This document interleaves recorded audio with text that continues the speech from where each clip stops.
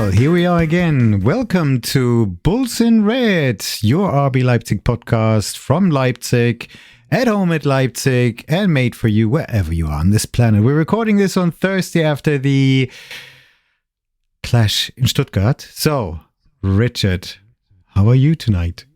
Well, thank you, Mario. You're welcome, mate. I calmed down a little bit after this devastating second half yesterday night. But, you know, things are going fast these days. So I'm trying to put my view into the upcoming matches with more optimism. Yeah, I try to see it with more optimism. Hope that works. Well, I really commend you for that. So this is admirable. I'm at a different stage at the moment, kindly devastated, quite devastated to be honest. A little bit the hump with some of the players who saw red. Not only one, but two. Strange. But at the end of the day, you know, Stegemann did Stegemann things as well, but that was not the reason why we lost. At this point, we would like to congratulate Rory of the Bundesliga show. It was, I guess, not even last week, it was the beginning of the week. It was 2 days ago. And I'm sure he's really enjoyed this match and this win. Now, okay, they're 1 point behind us. We're still in fourth place. And I picked up something really interesting today. Now, the reactions after the match from our captain Willi Orban and our coach Marco Rose were different. Marco Rose was of the opinion that he saw RB Leipzig playing not so badly. And he didn't see anything really wrong in that match. And he didn't accept the view that RB Leipzig kind of collapsed in the second half. He remarked that he saw 2 or 3 things they need to work on in the second half when VfB Stuttgart had their real big power play. And to be honest, Richard, I was fearing at that point that it would turn out like that beautiful match that we had at Leipzig where we came out in the second half and just unleashed so much power and overran VfB Stuttgart. It kind of felt like that just the other way around. They did stop in the middle of the second half. I kind of felt, towards the end of the game. But boy. Anyway, he didn't see any problems with fitness. He also said, okay, during a time when Stuttgart was at their top level and they applied so much pressure, he saw, like I said, 2 or 3 things they need to work on.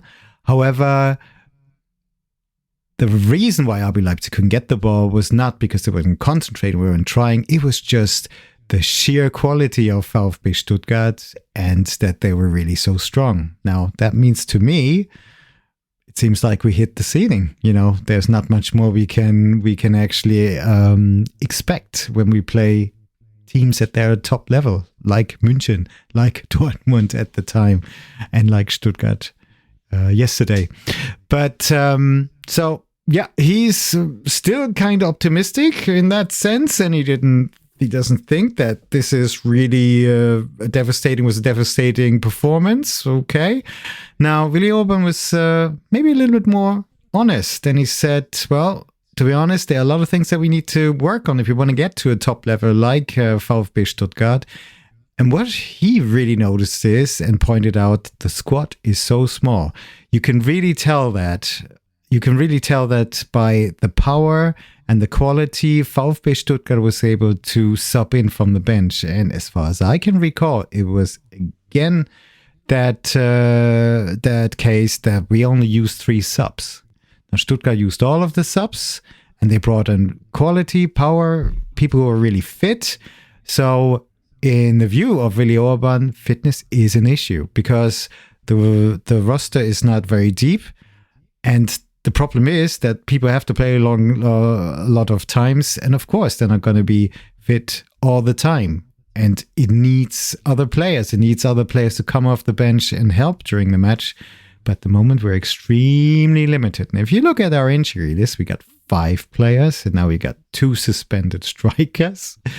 And we got 1 striker who might be on the way to the Royal Island. We come to that later. And Poulsen is injured. So, well, now we come back to that. I do wonder who's going to be our striker in Bochum.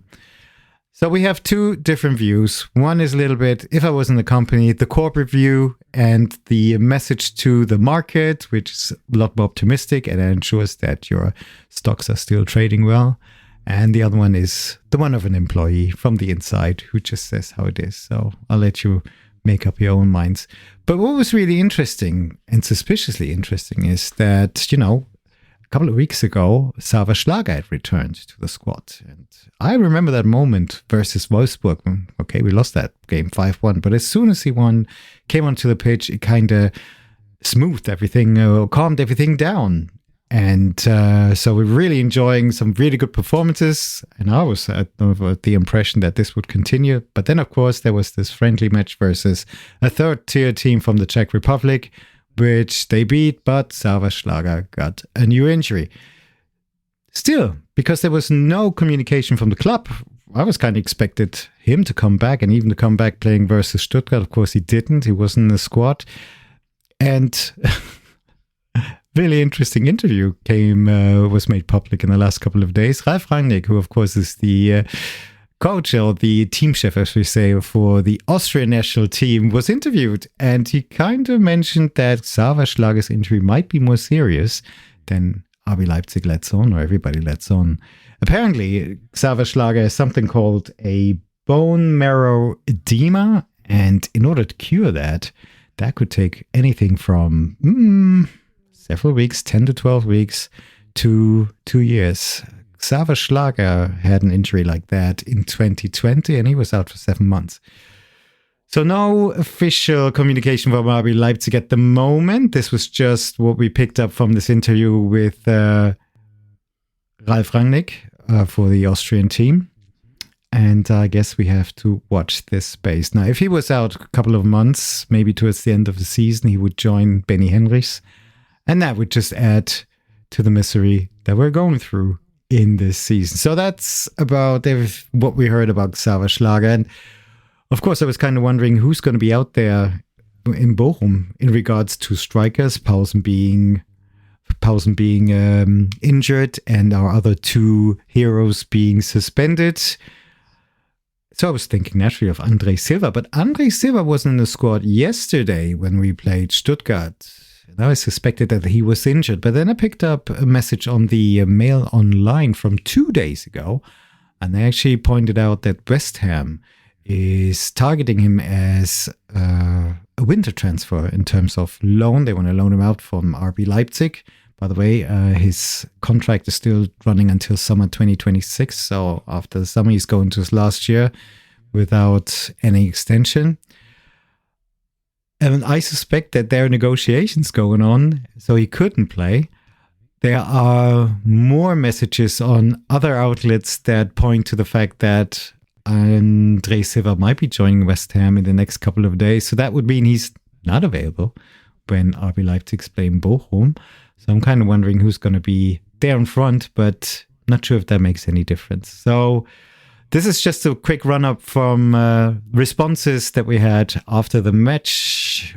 The rumors about Schlager's injury, but kind of suspect that he's out longer. And we're potentially missing our last striker from this weekend for our next match.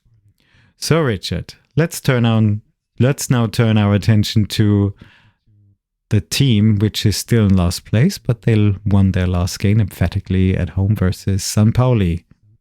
Introducing our next opponent, their Gegnercheck.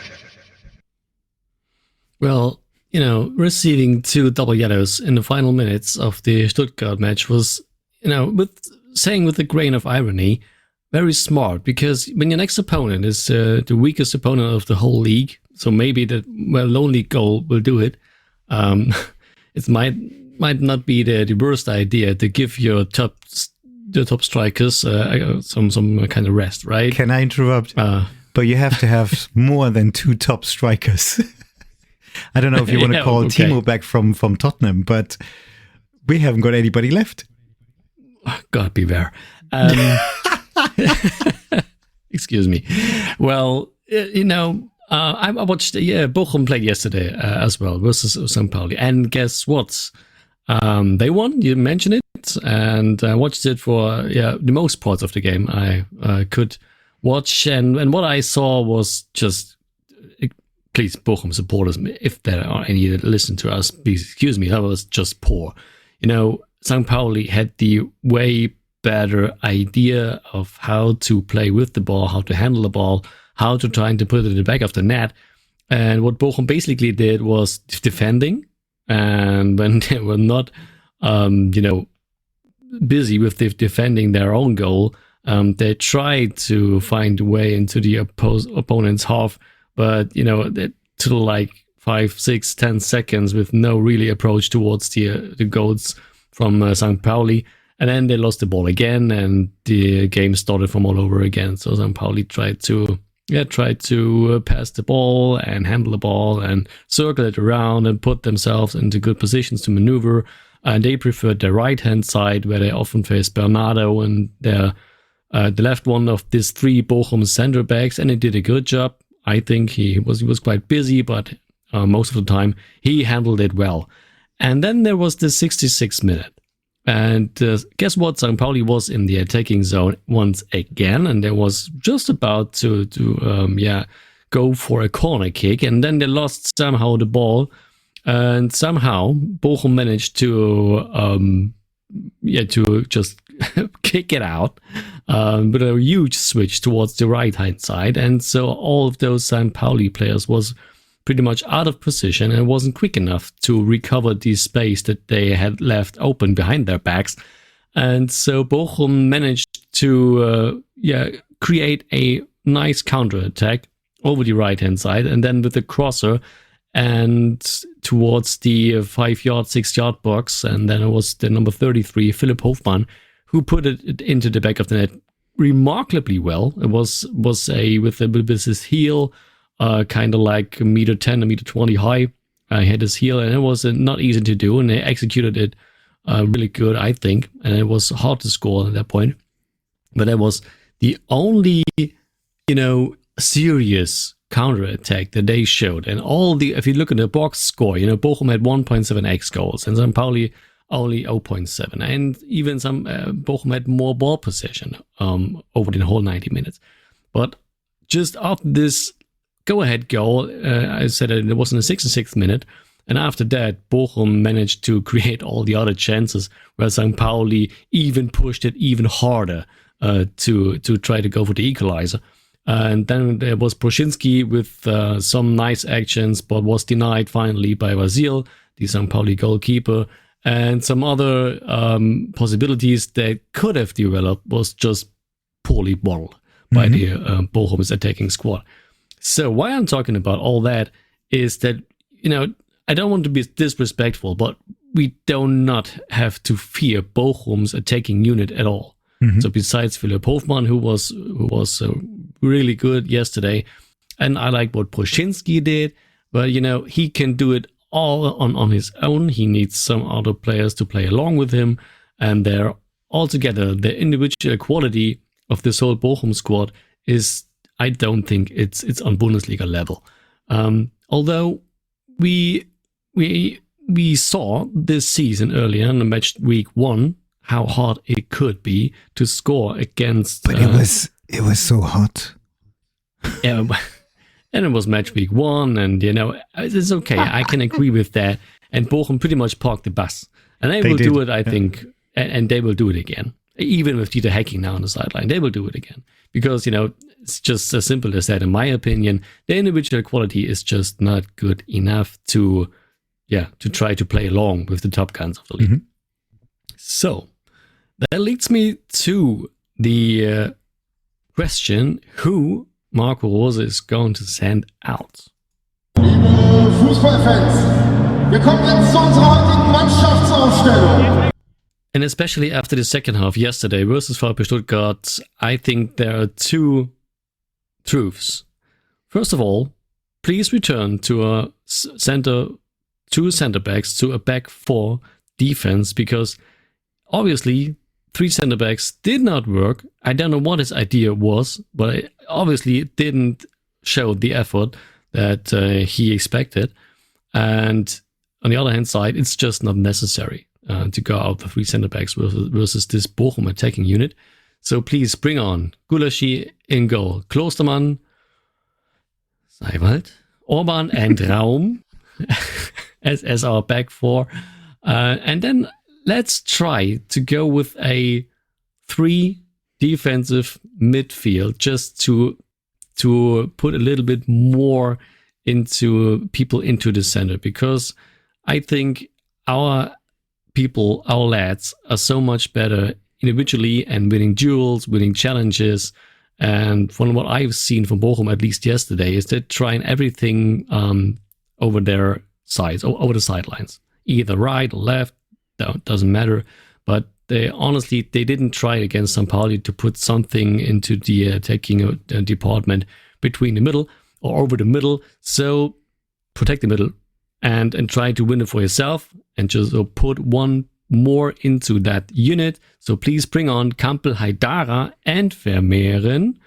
And then either way, go with 3 attackers or with 1 offensive midfielder and then 2 attackers. So either way, how you handle it, it has to be, in my opinion, Baumgartner, Simmons, and Nusa.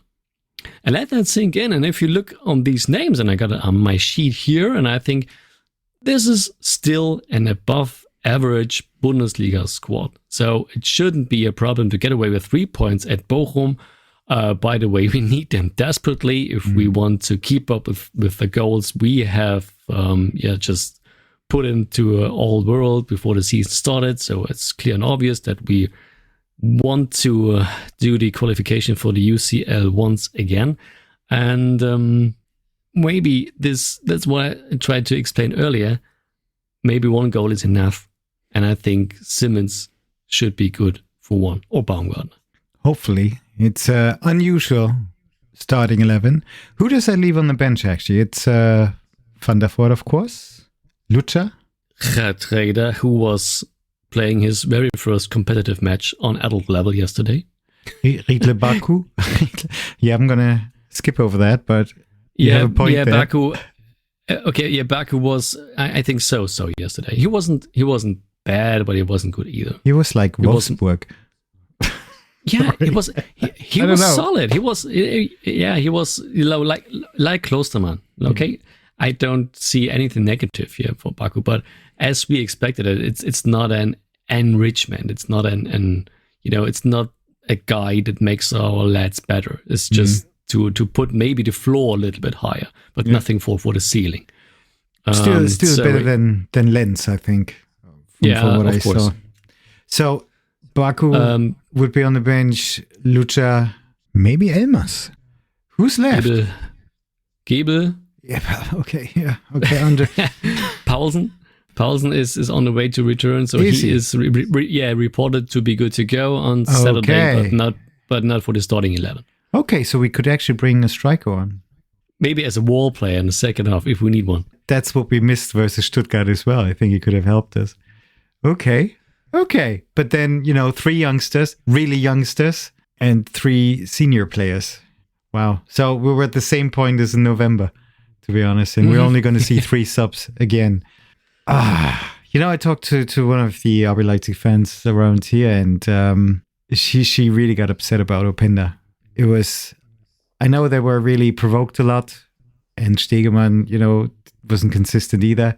But sorry, this must not happen, especially after Šeško was sent off, But maybe, Openda really wants to play with Šeško be on the pitch now. He doesn't want to be on his own. So you got a point there. It was just stupid in that particular moment because the game was over, but on the other hand side, I have to blame the ref here because the game is over, and if it was even a foul, bear in mind that if you're going to show him the yellow card, you send him off, and sending a player off for that, come on.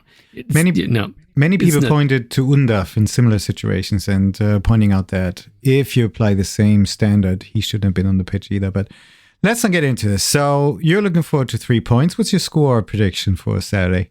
It's going to be an ugly 1-0 win for us. One goal will do it, and it became with a penalty. Now, you just told me that Paulsen might come on, so he's going to score. So it's going to be 2-1. It's going to be 2-1 for Leipzig. I don't know why we're going to concede. It's just an ugly feeling that I have, but we're going to come away 3 points. Yeah, we have to be cautious. Game on. Because what I forgot to mention is, guess who is better ranked in the actual form table? if you just in the power rankings, in the power rankings of the last the Green 5 Bay games, Packers. even they could do it. Hey, but honestly, Bochum won 3 of its last 4 matches. Yeah, okay. Okay, one of them was an armchair decision, to be fair. Yeah. But after that, they won versus Heidenheim, and now most recently, and talked about it, versus St. Pauli yesterday. Okay. And they had this lonely loss versus Mainz. So 3 wins out of last 4 games. And 3 basically out of the last 5, just like us. But we had a goal differential of ±0, because 10 goals conceded, 10 scored. And I think with this armchair decision, Bochum has this better goal differential. So they are in ninth position in this form table. And RBL is number 10. So beware. So it's actually going to be a hell of a match. So we'll keep our fingers crossed. Keep supporting RB Leipzig. Thank you, Richard. And this has been Blues and Red, our RB Leipzig podcast in English. If you like this podcast, kindly consider subscribing to it, leave a comment, maybe even give it a good review. And follow us on our socials. And you can send us an email at podcast@bullsandred.com. Thank you for listening. Really appreciate it. Keep it going. And thank you, Richard. Danke, Richard. And I'm going to conclude with Auf geht's, Leipziger Jungs!